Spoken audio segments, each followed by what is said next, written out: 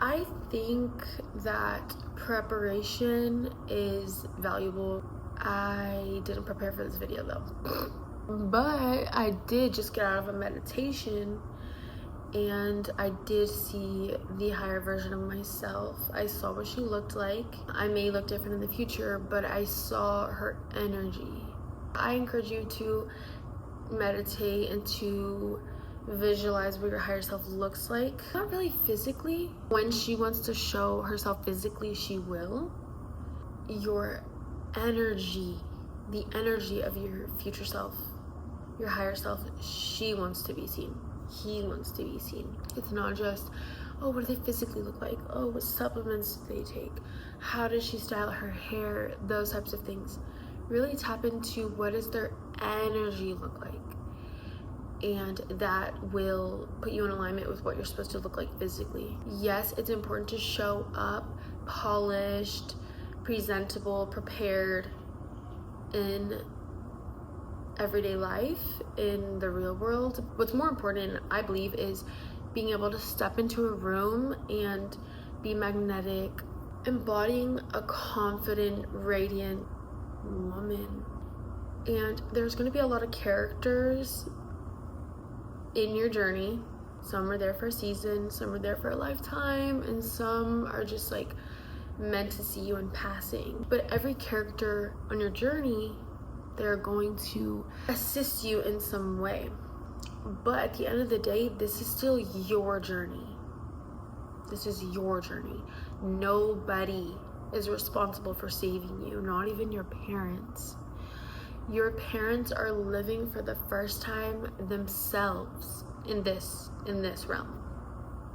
This is their first time living life. They don't have everything figured out. Maybe you don't talk to your parents. Maybe your parents are deceased. Maybe you don't have parents. Like, some people really don't have parents. And, you know, like, they are also characters in our lives. They're not forever. If you have parents, just be kind to them. And I know it's hard because sometimes they're not kind, but your parents are not always going to be your crutch. And if they are, then you're living for them. They're trying to live through you. It's not your life. You're basically handing your power to them, and they're dictating everything that happens, right? So anyways, nobody is coming to save you. But guess what? That gives you so much power. That means that you hold the key that unlocks the door to your desired life. Isn't that so empowering? Nobody holds that key. Nobody. It is in your hand, right? And if you haven't discovered it, you need to get in touch with that higher version of yourself. He or she is calling out to you constantly. It's the universe, it's the divine, it's source, God, whatever aligns with you, whatever word, whatever filler word you want to use, because it's all the same thing, essentially. It's our creator. I believe in stillness and meditation. You can really tap into that higher version of yourself. And you don't even need to ask, oh, what does she look like? Oh, sit in stillness and it'll come to you. Because like the higher version of yourself doesn't even chase the answers, doesn't need to ask the questions, because he or she attracts everything. It's you, but it may be like qualities of you that are lying dormant. It may be things that haven't been illuminated and brought out into existence yet. I also want to discuss the importance of taking the pressure off of yourself. Social media has imprinted this idea in our minds that we need to be somebody. And I do think it's important to show up. I do, to be a part of your community, to be of service to somebody or something, a calling, a purpose, an idea. But you don't need to stand alone. In order to be something great, you need to be a part of something bigger, a community. However, nobody is going to push you all the way to that bigger purpose and calling. The characters are important, you know?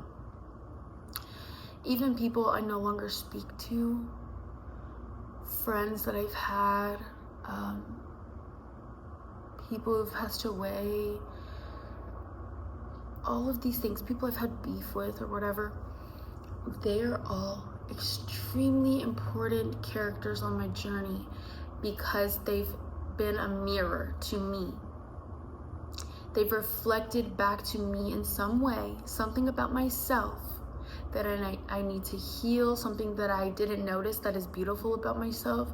So I meet somebody and they have all of these qualities and they trigger me in certain ways and they love me in certain ways, they accept me in certain ways, they judge me in other ways. And all of that is just a mirror to me of how I see myself. Everything comes back to self. But do you see how that makes everything connected? Because as this person is standing in front of me, they are a mirror to me. I can finally see myself, and that alters how I see the entire world. That makes my view of the world different, right?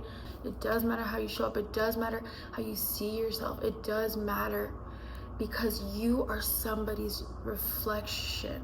Not like spitting image reflection, but like you reflect back to them something about themselves, and that fucking changes the whole world, right? Like somebody watching this video, we can be completely different, but based on your view of me and based on what you're hearing me say, it's going to indicate certain things for yourself. Look at those things. They're all keys, they're all clues, they're all hints, they're synchronicities. We're all fucking interconnected. It's crazy to me. If you can really just take time to be quiet, sit in stillness, listen to those signs, synchronicities, not only will you manifest in a crazy way, you will also just realize how cool you are.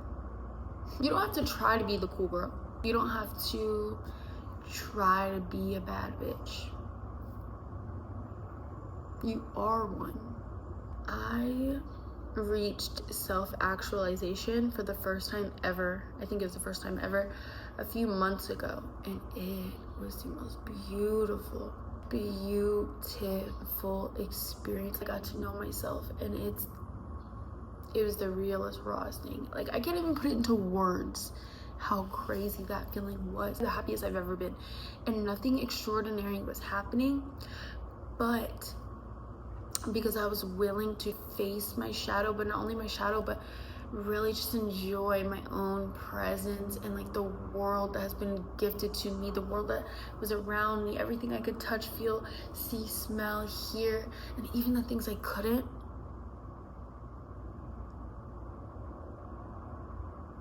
The world started reflecting back to me how fucking cool I was, how beautiful I was, and how nothing actually matters. When you go into solitude and you're just like, let me journal. Let me sit outside, feel this breeze, take it in, look at what the birds are doing, how they're interacting. Look at the clouds above me and how those specific clouds are meant to be there in that very moment for me to see and just soak in. It's all reflecting back to you, the beauty in you. That's why it's important to sit in nature and to even talk to other people, because they're all reflecting back to you, okay? Also want to elaborate on how cool and amazing you are, because wow, you have survived up to this point. It's not just survival, you've lived up to this point. You have been there for every cry that you've had. You have been there for every waking moment, every moment you've drifted off to sleep, every breath, every heartbreak, every new friendship, relationship you've built. Every time you've laughed, you've done that, okay? You. Does that not tell you how much you matter? Does that not tell you how much you matter and how much difference and change you can make? Next time you walk into a room, no, nothing matters, but at the same time, the whole world is inside of you. The whole world is in you, and that is not to inflate your ego, okay? And I don't think that will. It's literally to remind you of how powerful you are. No circumstance is greater than you are. Your desire that you're trying to manifest, yeah, let it go, because it's gonna come to you as soon as you awake to the power that's within your soul and your heart and your being. Go right now to a mirror and tell yourself how fucking beautiful you are, how gorgeous you are, how your smile just brightens up a room, how every step that you take, there's a specific rhythm and rhyme to it. The internet is going to convince you that you need to be somebody. Do you know who you are? You are literally source in a human body. Everybody is a creator. Everybody was created, and we're all reflecting something back to each other. Okay, you matter. You are part of a greater puzzle. Anyways, I went off on a tangent. I don't even know how I'm gonna edit this video to make it make sense. I'm so thankful for life, and not because it's perfect. I'm thankful for it, and I love it because it's not. Because I'm learning something new every single day. Do you ever just admire textures of things? I'm looking at the texture of this chair that you're sitting on, texture of this curtain, and I'm just like, wow, you were handcrafted. Even if you're crafted in a factory or whatever the fuck, that machine was handcrafted. Life is so good, and when it's not, it's still beautiful. I know they say you need to allocate your time down to the minutes, you know, so you can make sure you're on track for the next goal and the next thing and the next thing, and like your whole life is gonna be, you have a 5-year plan and whatever. Okay, that's fine. Sometimes just detach from all of that, the outside noise, everything, the schedules, the routines, the rituals, the I have to be here at this times, those things, because we're human beings, okay? Just be. It's okay to just fucking be in your skin and not feel like you need to be somebody or produce something. There's no point in the pressure. Like, I'm setting goals. I set goals. I have desires. I'm a human being, right? And like, that's a part of the human experience, is wanting and needing and feeling and learning. But at the same time, sometimes you just gotta be. I've gone through phases of being shy, confident, insecure, relaxed, just being myself, authentic. I've noticed that when I just let go of trying, I'm in such a relaxed state and I don't have as many inhibitions. I feel more confident. Stop trying to be a bad bitch. Stop trying to be beautiful. Okay, I'm not saying don't put effort into yourself. So take that desire at face value, like take it, think about it, and extract from it what you actually enjoy about that. So let's say I want to be confident. Why? Is because I admire that when you're confident, you get more opportunities, or you meet cooler people, more confident people, you get different experiences in life, right? That's what I admire from confidence. I'm gonna realize what the confidence actually does for me, or what I think it'll do for me, and focus on that. Like, that's what life is about, is just like putting yourself out there, just being. And that is information for your database. That information that you get from being, that reflection that you get back to you, is going to help you to succeed. It's Psycho-Cybernetics by Maxwell Maltz. This is my favorite book of all time. I read it at the beginning of the year, and this will forever be my favorite book, I have a feeling, because it's life-changing.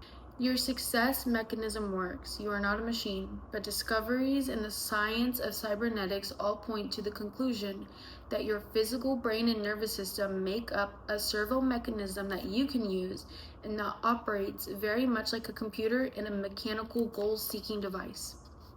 Your brain and nervous system constitute a goal-striving mechanism that operates automatically to achieve a certain goal, very much as a self-aiming torpedo or missile seeks out its target and steers its way to it.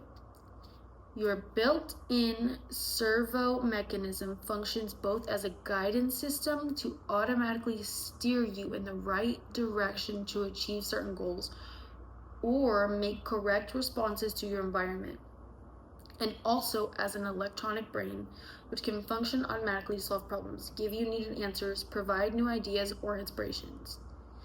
So basically, your brain is a computer. It's its own computer, it has its own database, programming, all of those things. If you have a certain goal, stop looking at what that goal is. Let's say you want to make $1 million.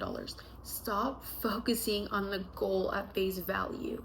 $1 million. Stop just imagining yourself with $1 million, right? What do you want to do with that $1 million? Do you even know what you would do with that money? Think about it. Actually think about it. Give it thought. Who would you help? What businesses would you invest in? Break it down. Break it down.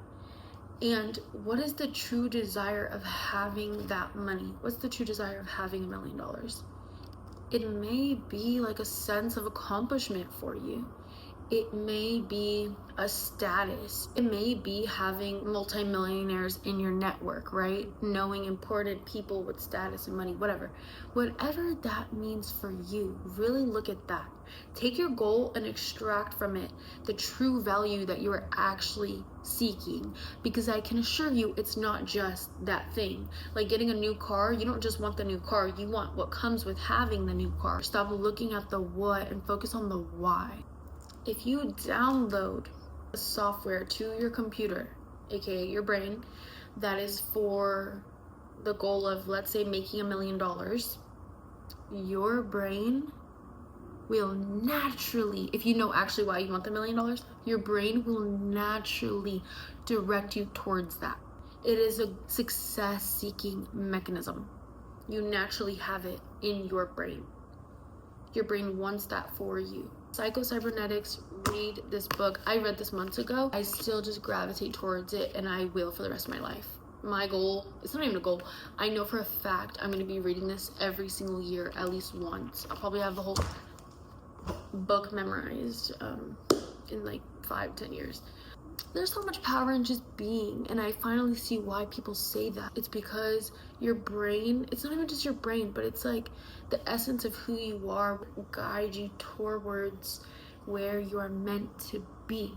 Because what actually aligns with you isn't the money. What actually aligns with you is what the money gives you, what the confidence gives you. Guess what?